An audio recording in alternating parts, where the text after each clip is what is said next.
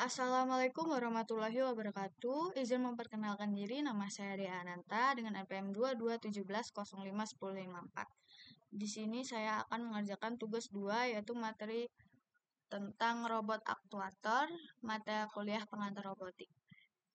Dalam dunia robotika, aktuator merupakan komponen vital yang berfungsi untuk menghasilkan gerakan fisik berdasarkan perintah dari sistem kontrol.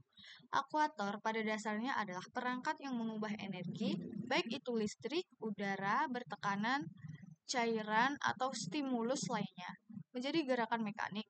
Keberadaan aktuator memungkinkan robot untuk berinteraksi dengan lingkungan fisik melalui pergerakan lengan, roda, kaki, atau elemen lainnya. Jenis-jenis aktuator. Secara umum, terdapat 5 jenis aktuator yang sering digunakan dalam bidang robotika, yaitu aktuator elektrik, pneumatik, hidrolik, piezoelektrik, dan material pintar. Setiap jenis memiliki kelebihan dan kekurangan tergantung pada karakteristik sistem yang diinginkan. Oleh karena itu, pemilihan jenis aktuator harus disesuaikan dengan tujuan penggunaan dan lingkungan tempat robot akan beroperasi. Lalu, terdapat cara kerja aktuator. Aktuator bekerja dengan menerima sinyal dari pengendali controller yang kemudian dikonversi menjadi gerakan. Misalnya, pada motor listrik, sinyal listrik menghasilkan putaran poros, sedangkan pada sistem pneumatik, tekanan udara diarahkan melalui katup untuk menggerakkan piston. Proses kerja ini selalu melibatkan sistem mekanik, elektronik, dan kontrol secara terintegrasi. Lalu ada aktuator elektrik. Aktuator jenis ini merupakan yang paling banyak digunakan dalam robotik karena kemudahan penggunaannya. Motor DC dan motor servo sangat cocok untuk aplikasi yang membutuhkan kecepatan dan akurasi tinggi, seperti pada robot lengan atau kendaraan otonom. Meskipun efisien dan ekonomis, aktuator elektrik memiliki keterbatasan pada torsi dan kekuatan angkatnya. Lalu ada aktuator pneumatik. Aktuator pneumatik bekerja dengan menggunakan udara bertekanan sebagai media untuk menghasilkan gerakan linear atau rotasi. Sistem ini sering ditemukan dalam lini produksi industri, terutama pada robot pick and place karena responnya yang cepat. Namun, presisi gerakan pada aktuator pneumatik masih kalah dibandingkan aktuator elektrik karena sifat udara yang mudah terkompresi. Lalu, ada aktuator hidrolik. Aktuator ini menggunakan fluida cair untuk menghasilkan gaya besar. Biasanya diterapkan dalam sistem robotik yang membutuhkan tenaga besar seperti pada alat berat atau robot eksplorasi medan ekstrim.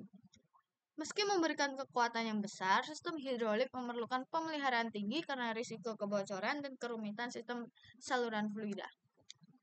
Selanjutnya ada aktuator piezoelektrik. Teknologi piezoelektrik memanfaatkan material yang dapat berubah bentuk ketika diberikan tegangan listrik. Aktuator jenis ini sangat tepat digunakan dalam aplikasi mikro seperti mikroskop atau sistem penggerak presisi tinggi, walaupun gerakannya terbatas hanya pada skala mikrometer. Lalu, smart material aktuator.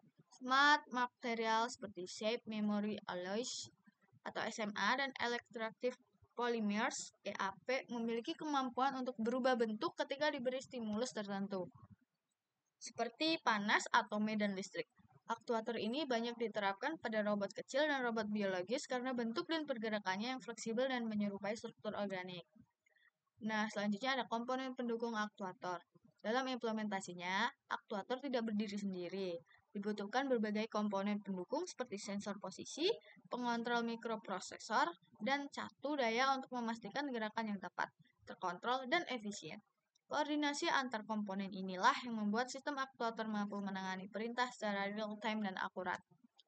Perbandingan jenis aktuator. Aktuator elektrik unggul dalam kemudahan kontrol dan efisiensi untuk aplikasi ringan dan presisi. Aktuator pneumatik menawarkan kecepatan tinggi dengan struktur sederhana, namun kurang dalam akurasi. Aktuator hidrolik sangat kuat, cocok untuk beban besar namun kompleks dan mahal. Sementara itu, aktuator piezoelektrik dan material pintar memiliki potensi besar dalam aplikasi masa depan karena bentuknya yang kompak dan efisiensi tinggi. Contoh aplikasi di dunia nyata.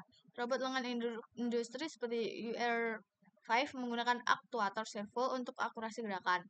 Robot pembersih otomatis memakai motor DC untuk roda dan motor stepper untuk menyapu.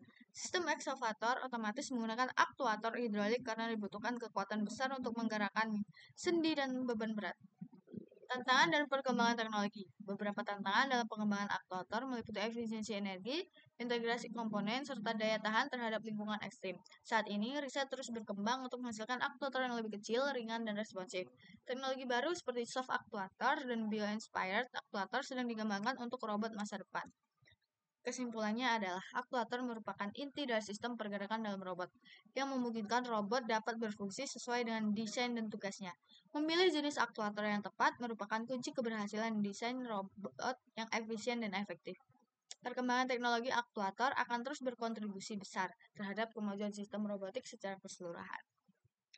Baik, mungkin itu saja yang dapat saya jelaskan. Kurang lebihnya saya mohon maaf. Saya akhiri. Wassalamualaikum warahmatullahi wabarakatuh. Terima kasih.